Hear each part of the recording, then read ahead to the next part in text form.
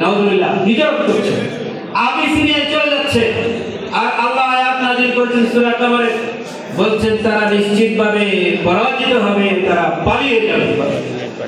কোথায় কি মুসলমানদের কষ্ট 7 বছর পর বললেন বদরের ময়দানে যে এই আয়াতের অর্থ আমি আজকে বুঝলাম।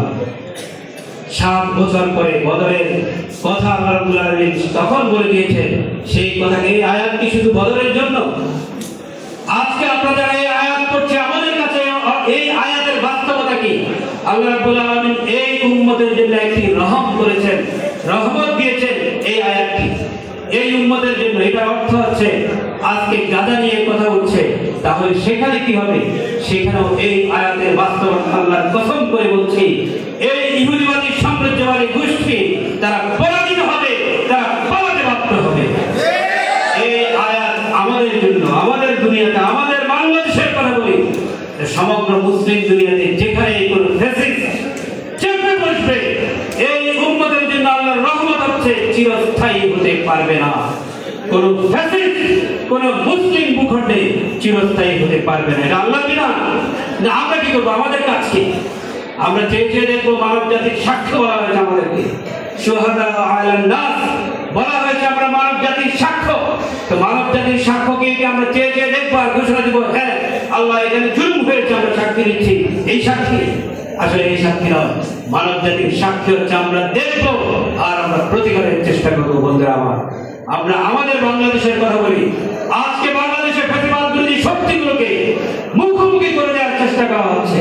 ফ্যাসিবাদ বিরোধী শক্তিগুলোর মধ্যে আজকে পারস্পরিক এমন ভাবে বিভেদ তৈরি করার চেষ্টা করা হচ্ছে, আজকে মনে হচ্ছে আমরা পরস্পরের শত্রু হতে যাচ্ছি। আমরা বলতে চাই, বিশ্বাস করুন, যদি এই ধরনের অবস্থা আমরা চালিয়ে যাই তাহলে একজন আমরা বাঁচতে পারবো না। বন্ধুরা আমার, ফ্যাসিবাদ আবারও চেপে বসবে, আবারও দীর্ঘস্থায়ী হবে। সুতরাং আমরা বলতে চাই, পারস্পরিক যে অনৈক্যের জায়গাগুলো আছে, আমাদের যে বিভেদের জায়গাগুলো আছে, সেগুলোকে এক পাশে রেখে আমাদের কমন ইন্টারেস্টের যে জায়গাগুলো আছে সেগুলোকে এক জায়গায় রেখে আমাদের ঐক্যকে ধরে রাখতে হবে। আল্লাহ আজকে যদি 313 জন বদরের ময়দানে শত্রুদের আক্রমণে ধ্বংস হয়ে যায়, তাহলে তোমার নাম নেওয়ার মতো পৃথিবীতে কোনো মানুষ থাকবে না। এক পর্যায়ে আবু বকর সিদ্দিক রাদিয়াল্লাহু তাআলা আনহু প্রিয় নবীকে সেজদা থেকে টেনে তুলছে, এ রাসূলুল্লাহ, আপনি যতটুকু আল্লাহর কাছে বলেছেন, কাকুতি মিনতি করেছেন, আহাজারি করেছেন, অতটুকুই যথেষ্ট। এর এক পর্যায়ে রাসূলুল্লাহ সাল্লাল্লাহু আলাইহি ওয়াসাল্লাম সেজদা থেকে উঠে বললেন, সাইয়ুজাবুল জামউ ওয়া ইউওয়াল্লুনা দুবুর, শত্রুরা পরাজিত হবে এবং তারা পিছু হটবে।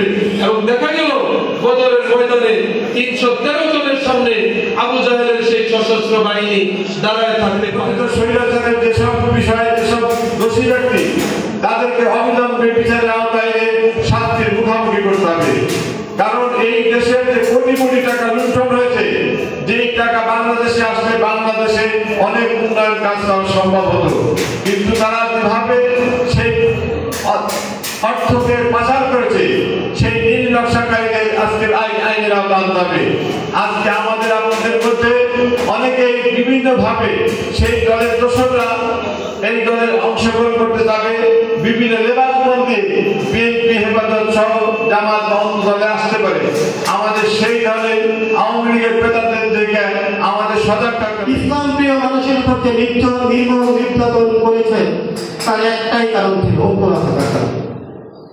ঐক্য যখন হয়েছে, আমরা যখন বুঝতে পেরেছি এদেশের তরুণ যুবকেরা যখন ঐক্যবদ্ধ হয়ে বিরোধিতা করেছে, তখন ঠিকই ফ্যাসিস্টরা পালাতে বাধ্য হয়েছে। প্রিয় উপস্থিতি, আজকে আমরা যে সময় অবস্থান করছি, বাংলাদেশের বিরুদ্ধে ষড়যন্ত্র কিন্তু শেষ হয়ে যায়নি। আমরা বিভিন্ন সময় চলে থাকি ফ্যাসিস্টদেরকে আবার পুনর্বাসন করার জন্য নাকি একটি মহৎ চেষ্টা করছি। আমরা আজকে এই ঐক্যবদ্ধ আন্দোলন থেকে, খেলাফতে বন্দিশের আন্দোলন থেকে আমি বলতে চাই, আমরা ইসলাম প্রিয় মানুষ, দেশপ্রিয় মানুষ যদি ঐক্যবদ্ধ থাকি, আমরা রক্ত দিতে শিখেছি, আমাদের তরুণরা রক্ত দিতে শিখেছে, ফ্যাসিস্টদের ঠিকানা দেশে হবে না।